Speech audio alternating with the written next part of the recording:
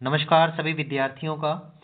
भाषा शिक्षण की सर्वश्रेष्ठ विधियाँ, जिसके अंदर पहली विधि है गद्य शिक्षण की, जो सर्वश्रेष्ठ विधि है अर्थबोध विधि।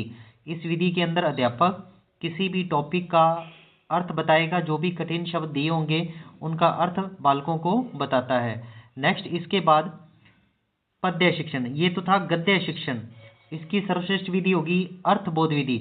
अब है पद्य शिक्षण, इसकी जो सबसे सर्वश्रेष्ठ विधि है ये है अभिनय विधि। इस विधि के अंदर अध्यापक क्या करेगा, अभिनय करेगा, और इसके साथ साथ में वो गीत विधि इसके माध्यम से वो शिक्षण कार्य करवाता है। तो गद्य की हो गई अर्थबोध और पद्य की हो गई अभिनय विधि।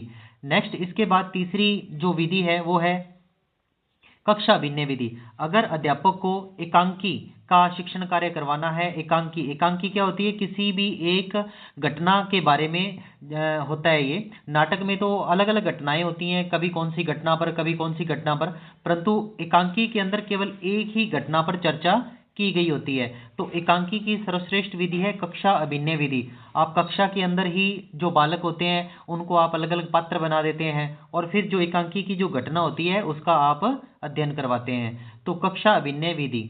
फिर इसके बाद है कहानी शिक्षण की। अगर आपको कहानी का शिक्षण कार्य करवाना है तो उसके लिए सर्वश्रेष्ठ विधि रहेगी चित्र प्रदर्शन विधि।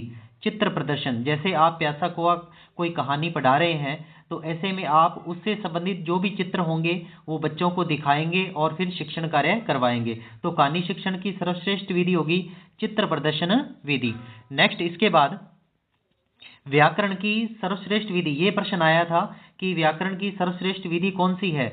ये है आगमन निगमन विधि। व्याकरण शिक्षण की सर्वश्रेष्ठ विधि आगमन निगमन विधि।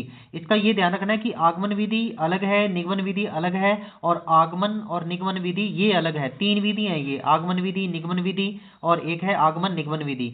तो अगर आपको व्याकरण का शिक्षण करवाना है तो उसके लिए बेस्ट विधि कौन सी रहेगी, आगमन निगमन विधि। फिर है रचना शिक्षण विधि।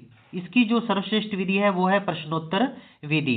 तो दोबारा से रिपीट कर लेते हैं। गद्य की सर्वश्रेष्ठ विधि अर्थबोध, पद्य की सर्वश्रेष्ठ विधि अभिनय विधि, एकांकी की सर्वश्रेष्ठ विधि कक्षा अभिनय, कहानी शिक्षण की सर्वश्रेष्ठ विधि चित्र प्रदर्शन, और व्याकरण की सर्वश्रेष्ठ विधि आगमन निगमन, और रचना शिक्षण की सर्वश्रेष्ठ विधि है प्रश्नोत्तर विधि। धन्यवाद।